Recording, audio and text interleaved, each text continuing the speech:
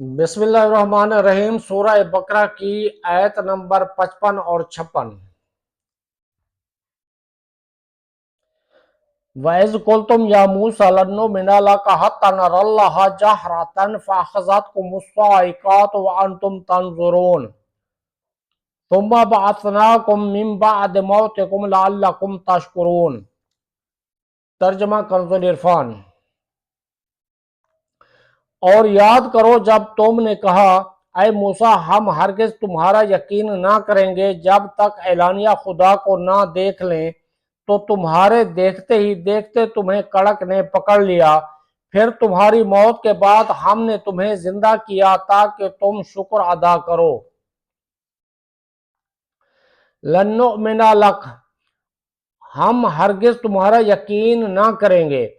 جب بنی اسرائیل نے توبہ کی اور کفارے میں اپنی جانیں بھی دے دی تو اللہ تعالیٰ نے حکم فرمایا کہ حضرت موسیٰ علیہ السلام انہیں اس گناہ کی معذرت پیش کرنے کے لیے حاضر کریں۔ چنانچہ حضرت موسیٰ علیہ السلام ان میں سے 70 آدمی منتخب کر کے طور پر لے گئے۔ وہاں جا کر وہ کہنے لگے اے موسیٰ علیہ السلام ہم آپ کا یقین نہ کریں گے جب تک خدا کو اعلانیہ نہ دیکھ لیں۔ اس پر آسمان سے ایک ہولناک آواز آئی جس کی ہیبت سے وہ سب مر گئے۔ حضرت موسیٰ علیہ السلام نے گڑ گڑا کر بارگاہ الہی میں عرض کی کہ میں بنی اسرائیل کو کیا جواب دوں گا۔ اس پر اللہ تعالیٰ نے ان 70 افراد کو زندہ فرما دیا۔ انبیاء علیہ السلام کی عظمت۔ اس واقعہ سے شان انبیاء علیہ السلام بھی ظاہر ہوئی کہ حضرت موسیٰ علیہ السلام سے